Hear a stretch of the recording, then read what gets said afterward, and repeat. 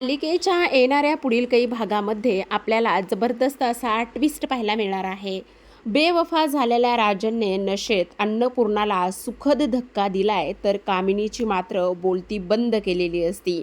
जी कामिनी मागे पुढे करते, ज्या कामिनीने इथे डाव साधलेला आहे, पण तिचाच डाव आता तिच्यावर उलटलेला आहे आणि हेच आपल्याला या ट्विस्टमध्ये जाणून घ्यायचंय, पाहायचंय.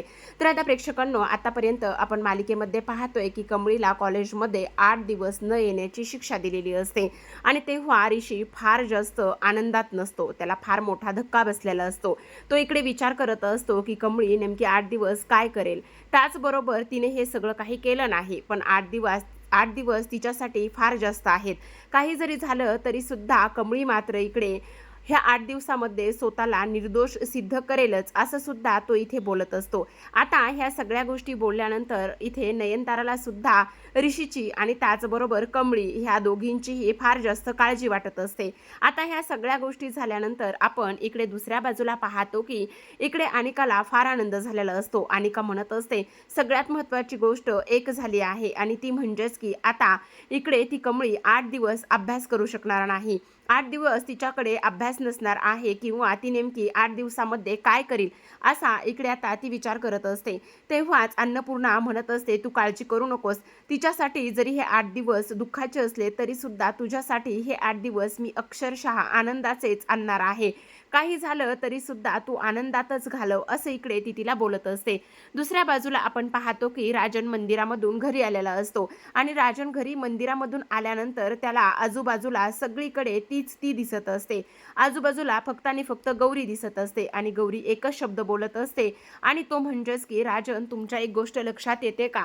आता मी तुमची राहिली नाही. गौरीने दुसरं लग्न केलं आहे आणि आपली मुलगी जी आहे ती मुलगी सुद्धा आता इकडे राहिली नाही, असं इकडे ती बोलत असते. आता राजन फार दुःखात असतो. घरी आल्यानंतर सुद्धा समोर त्याला गौरीच दिसते.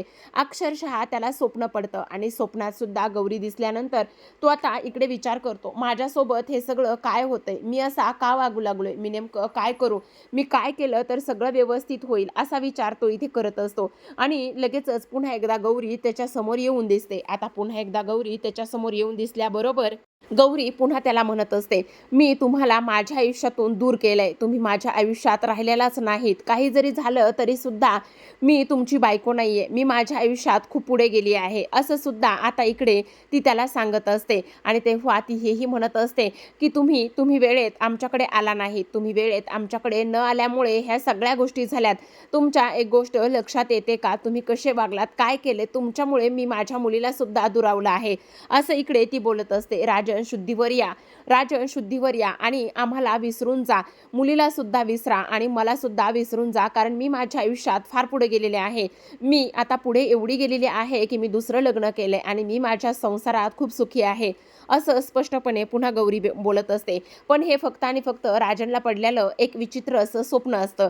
आता संध्याकाळची वेळ झालेली असते आणि संध्याकाळच्या वेळेला त्याला फार त्रास होऊ लागलेला असतो आणि त्याच त्रासामध्ये आता इकडे राजन दारू पित असतो. दारू पित असतानाच त्याला काय होतंय काय नाही हे कळत नाही.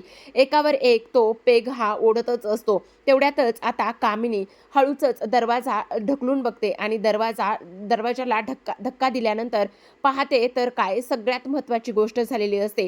तिने तिथे राजनला पाहिलेलं असतं. राजनला पाहिल्याबरोबर ती लगेचच आता अन्नपूर्णाकडे जाते आणि अन्नपूर्णाला म्हणत असते, अगं इथे देवासमोर काय हात जोडून उभी आहेस, तुझ्या एक गोष्ट लक्षात येते का?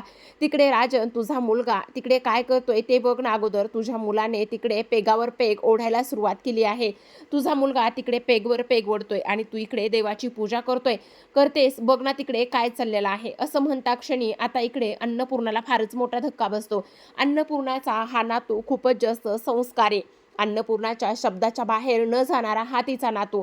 पण आज मात्र त्यांनी हे सगळं काही का आणि कशामुळे केले, हा प्रश्न तिला पडलेला असतो आणि त्यामुळे ती आता धावतच राजनकडे निघणार असते. सुरुवातीला तर ती कामिनीला म्हणत असते, कामिनी उगचच नाही त्या गोष्टी उगचच बोलू नकोस, कारण मी तुझं अजिबात हे असलं काहीही सहन करू घेणार नाही. तू डोक्यावर पडलीस का वगैरे वगैरे ह्या सगळ्या गोष्टी ती तिला बोलत असते. पण कामिनी म्हणत असते, मला ग बाई काय करायचंय, मी जे बघितलंय जे तुला दिसलंय तेच सांगण्याचा प्रयत्न केलाय. तुला असं का वाटतंय की मी खोटं बोलते? हे बघ वहिनी, उगाचच मी खोटं बोलत नाही बाई.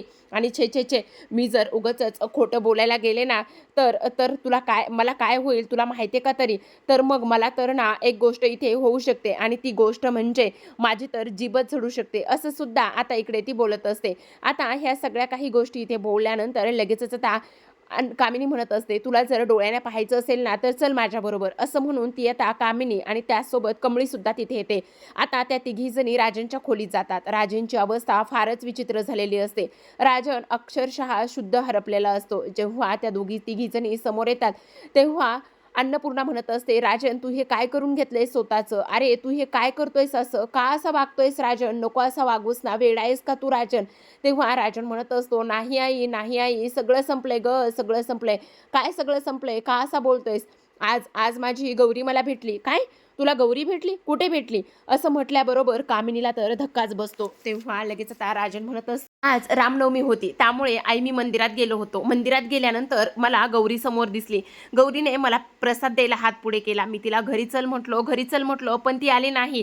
आई मला माझी गौरी भेटली गं, आई मला माझी गौरी भेटली. असं म्हटल्याबरोबर अन्नपूर्णाला फार आनंद होतो आणि तेवढ्यातच आता राजन त्या बेडवर तसाच आहे त्याच स्थितीमध्ये झोपून जातो. इकडे दुसऱ्या बाजूला कामिनी रागातच आता रागिनी समोर येते आणि म्हणत असते, रागिनी तुला माहितीये का? तेव्हा ती म्हणते, काय गाई आता काय? अगं ती गौरी मुंबईपर्यंत येऊन पोहोचली. राजनने तिला आता पाहिलंय, राजनने तिला स्वतः पाहिलंय. मग आता राजन आज बेशुद्ध होता, म्हणजे शुद्धीत नव्हता तो, खूप दारू प्यायलाय आणि दारूच्या नशेत माणूस हा खोटं बोलत नाही, तो खरंच बोलतो. मग तुला एक गोष्ट सांगू का? खरं खरं सांगते रागिनी, गौरी नक्कीच त्याला दिसली. उद्या त्याला जेव्हा हे सगळं काही आठवेल तेव्हा मात्र इथे तो तिला शोधायला नक्कीच जाईल. त्या अगोदर आपणच शोधलं पाहिजे, असा कामिनी रागिनीला सांगत असते.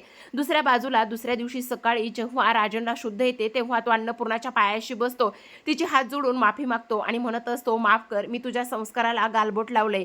तेव्हा ती म्हणत असते, नाही रे राजन नाही, उलट तुला होणारा त्रास पाहून मलाच हे सगळं सहन होत नाही. तेव्हा तो म्हणतो, आई मला काल खरंच गौरी भेटली होती ग, आई मला खरंच गौरी भेटली होती. तेव्हा तो रडायला लागतो आणि म्हणत असतो, पण एक खूप मोठी गोष्ट झाली आहे आणि तिने दुसरं लग्न केलंय. असं म्हटल्याबरोबर अन्नपूर्णा म्हणत असतात, नाही राजन, माझा तिच्यावर पूर्ण विश्वास आहे. माझी मोठी सून दुसरं लग्न कधीच करणार नाही. तुझा काहीतरी गैरसमज झालाय.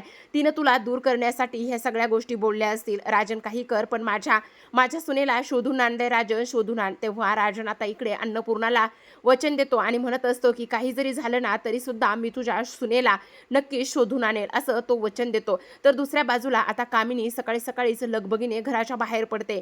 आता कमळी तिला जाताना पाहत असते. कमळी नक्की विचार करते, ही कामिनीची आजी आहे ना, ती बहुतेक ना इकडे त्या गौरींना शोधायला चालली असेल, पण आता ही कुठे चालली असेल? मी हिचा पाठलाग कसा करू का पाठलाग? असा इथे कमळी विचार करत असते. तर इकडे कामिनी आता बस स्टॉप त्याचबरोबर मंदिरं ह्या सगळ्या गोष्टींना तिने शोधून झालेलं असतं. आता तिच्या माणसांना ती एक फोटो पाठवते आणि म्हणत असते, तुम्हाला मी जो फोटो पाठवते ना तो फोटो नीट बघा. आणि ही स्त्री काल इथल्याच एका मंदिरामध्ये होती रामाच्या, आणि तिथे जाऊन तिथलं CCTV फुटेज बघा. त्याचबरोबर सगळ्यात महत्त्वाची गोष्ट म्हणजे ती आजूबाजूच्या मंदिरात, बस स्टँड, त्याचबरोबर स्टेशन, ह्या सगळ्या गोष्टी तुम्ही अजिबात सोडू नका, तिथे शोधा आणि काही जरी झालं तरी पुढील 24 तासाच्या आतमध्ये ही स्त्री माझ्यासमोर आली पाहिजे, असं कामिनीने तिच्या माणसाला सांगितलेलं असतं. तर इकडे आता राजन म्हणत असतो, आई तू काळजी करू नकोस, मी सुद्धा गौरीला नक्की शोधेल, असं म्हणून अन्नपूर्णाला आधार देऊन आता राजन सुद्धा पुन्हा एकदा गौरीला शोधण्यासाठी तिथून बाहेर पडलेला असतो. तर प्रेक्षकांनो, पाहत रहा कमळी. भेटूयात अशाच एका नवीन ट्विस्ट सोबत. तोपर्यंत धन्यवाद.